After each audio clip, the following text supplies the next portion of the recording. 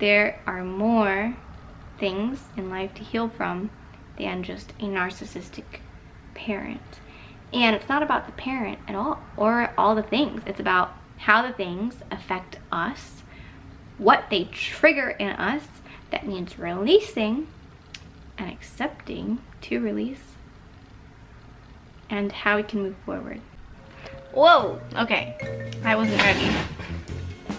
Gotta get the fern in here. Okay, now I'm ready. Just kidding.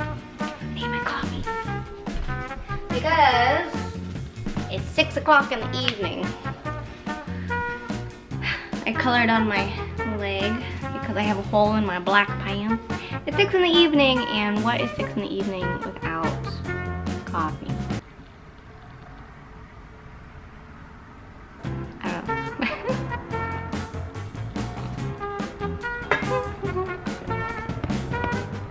Alright. So, gosh. I also actually have another thing to grab. Hold up. There is so much going on in the background. That's okay. Can you guys focus? Can you focus? Can I? Okay.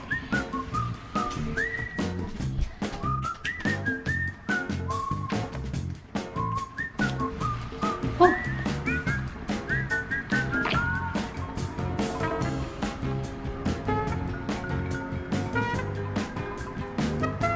This was a gift. I like it. If you ever want to get me a gift, give me a coffee or a holographic notebook. Yeah. Okay. Hello. I have some notes for this video today because I have a lot to talk about, and I sometimes lose track of my train track of thought. So, like right now, I just forgot what I was talking about. Oh, I'm greeting you. Hello, thanks for clicking. Thanks for watching. Thanks for sharing your life with me. I'm Allisun. I'm not English, but once I watched the TV show Skins, and Ellie was my girl crush. So depressed, so beautiful. And now I like talking in an English accent. I can actually do a pretty good one that was not as good as I can do. Maybe I'll do that for you one day, but it's not going to be today because we've got a lot to talk about. So be patient with me because I want to fully express to you why I'm changing my channel again for the second time. Third name's the charm. That's what they say, right? Okay, so let's talk about past names and their meaning to me. So my first name for this channel was Lost Child Diaries. I really like the ring of that. I really resonated as the lost child. And I thought that this channel was a way for my lost child self to express what's going on inside rather than hold it in. I'm sick of holding it in. I want to speak up. I want to do it loud and proud.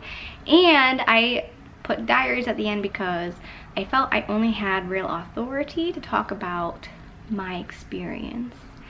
And sometimes I still feel that way. However, I have gained confidence in knowing that we all experience pretty similar things, just at different times, different magnitudes with different specifics. But in generalizing what I'm going through, I think other people can learn a lot. The people that I really love and look up to, that I feel connected to on the internet, are super vulnerable about what they're actually going through, and I learn a lot by relating to them and reflecting on my own life. I changed it to Resilient Children of Narcissistic Parents because I felt that I wanted to be very clear and specific about what I was talking about and to who. Because narcissism is a hidden, very subtle, very like sneaks up on you and all of a sudden like pounces on you and you realize, oh my god, this has been stalking me and I've been afraid of this forever. I don't know, I didn't think through that simile metaphor, just came to me. But I wanted to be very clear and the opposite of hidden and subtle and all of those things. I wanted to be like, hey, this has been a secret to us and it's not a secret anymore. Finally, we have some clarity. If you relate to belonging in this group of being a child of a narcissistic parent, hey, you're not alone. That was my thinking there. After all of the secrecy, stepping into intense, bright clarity about this one particular subject that I believe needs so much more awareness of. The second reason that I wanted to make this name that I'm not sure that I said yet is I saw a lot of channels that were about narcissistic abuse but directed more towards people who were in a romantic relationship with a narcissist. A narcissist. That's one of my pet peeves. It slips out sometimes, and I understand why people use it for conversation's sake. That's why we use a lot of labels. That's why we label everything, when in reality, like, this is all just matter. Okay, but that kind of segues into my next reason, my next name. The reason why I'm changing my name, and that is because of my being a very philosophical sort of person, and I just cannot be boxed in the way I feel like RCONP, Resilient Children Narcissistic Parents, also it's a mouthful, gosh, and I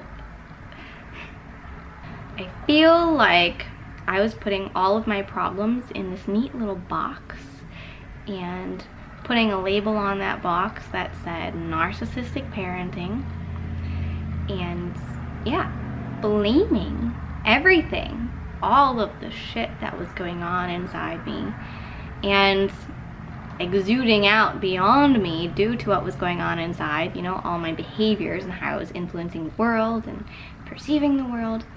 I was putting all of the crap in this one tidy box and blaming everything on one person, and perhaps, you guys, this one dynamic in our lives is the root of many of our problems. But I can guarantee that this dynamic is not the only thing you need healing from.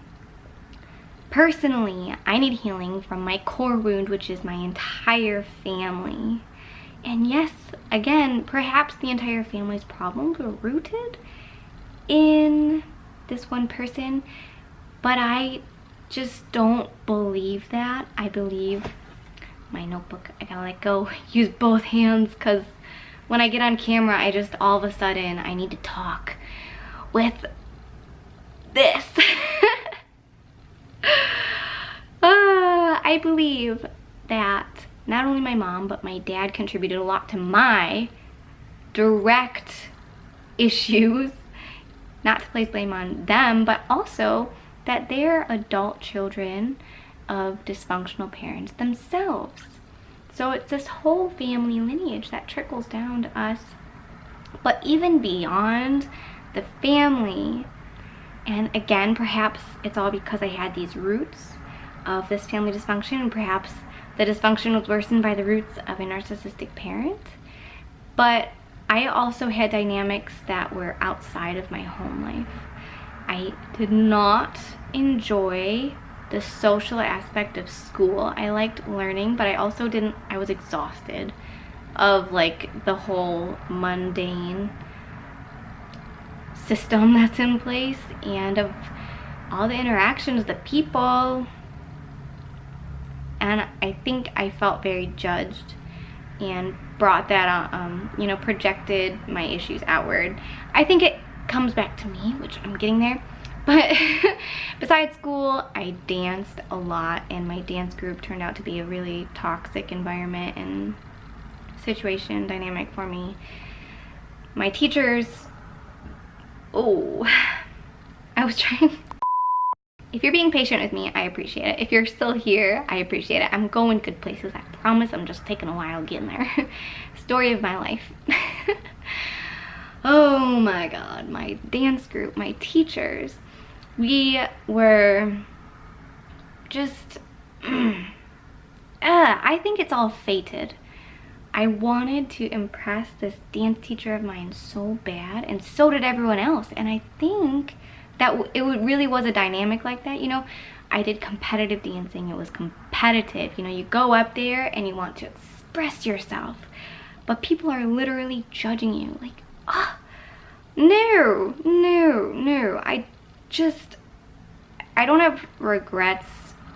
I had really great friendships back in the day, and I think they got me through, but it all crumbled to pieces because I showed my real self and they weren't there, you know, and that affected me in really serious ways. That was like, these people knew that I had things going on and they don't care. Like, they left. Look at them. I'm alone now, and that made me think that no one cared. You know, it solidified that knowing that was rooted in my family life.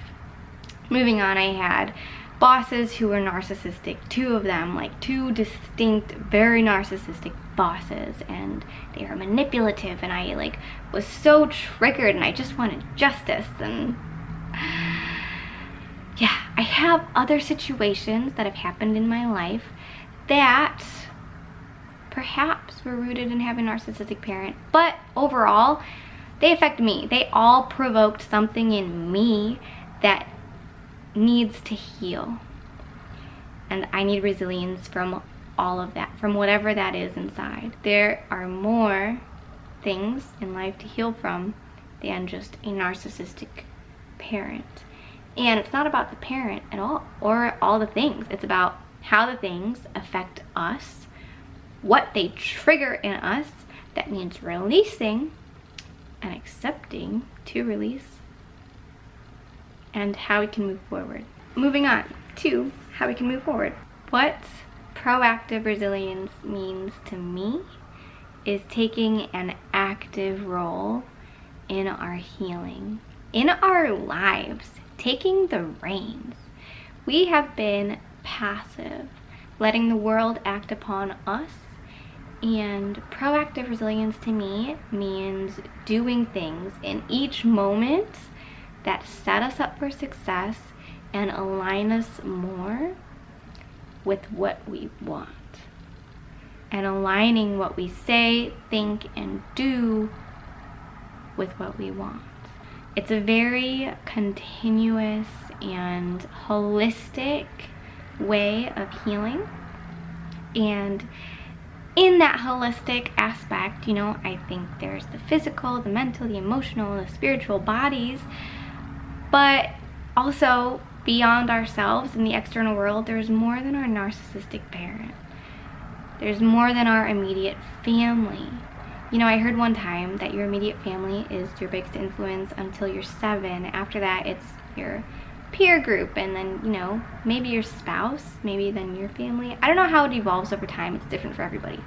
But I think that's true. Our core of ourselves are our family, but then there's other things, and then there's other things, and it's always more and more things that get blocked if we have this blockage in front of our heart. Things can't easily pass through our heart. They get stuck. And then more things get stuck easier, and more things get stuck easier. So maybe that's the root of it. But holistically, we have a lot of shit to work through. Like a lot, from a lot of different things. And I believe that it is in our power to make the conscious choice to change.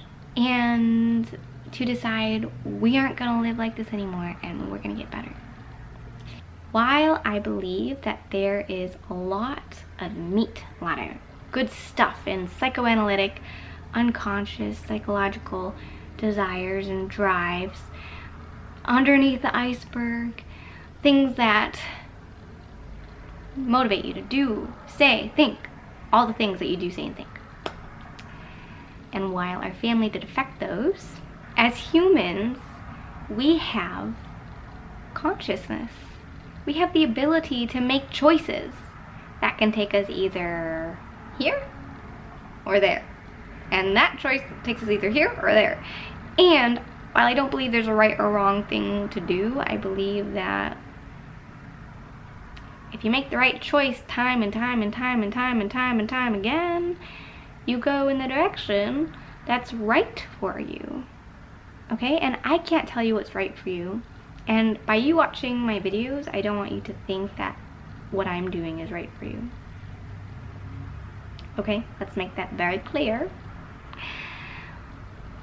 I just want to inspire you by me choosing what's right for me time and time again, that you can also do that, and that in time, doing that takes you to a at least better place, if not really, really beautiful place.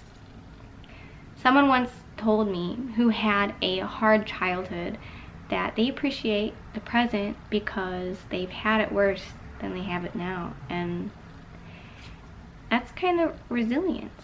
You know, happiness is beautiful, but happiness after surviving, after enduring really tough stuff, that's like strong and beautiful. It's like even better. So I want to inspire that strength, that resilience through our choices, through doing concrete things, small ones. Start small, build that momentum, build it, start doing bigger things, making bigger choices that align you in bigger ways, bigger changes, and then see where you end up. And I bet you it will literally, concretely be a better, happier, healthier place. So, okay, I'm running out of space because I have 3 videos in the work right now, but yeah, I have to wrap it up. So, how do we become proactively resilient? And the answer is really simple. Don't listen to what everyone else tells you is good for you. Instead, do more of what makes you happy and do less of what makes you unhappy. It's that simple. You heard it from me, folks. So, diving even deeper, we often try to emulate someone else's definition of happy, especially with social media and stuff these days. Oh God. These days. We see what someone else is doing and we're like, ooh, I want to do that. And then we try it and we're like, oh, that was kind of stressful. Sometimes it works. But you gotta experiment, figure out what you like, and then ask yourself, what is happiness to me? What is my unique, individual idea and definition of happiness? What does it look like in all of these different arenas of life? My health, my career, my relationships. Do I have deep conversations? Or do we have a lot of fun? Do we go to concerts? Whatever it is. Oh God, I don't think I have time.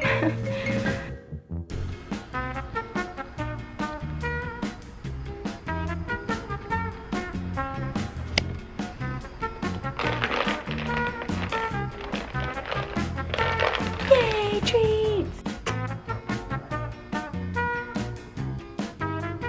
Okay. I am editing this video and realizing that it goes in a lot of different directions and it's getting pretty lengthy, so I'm going to go ahead and split it up into 2 segments. So I'll film that second part later today and be taking a new profile picture.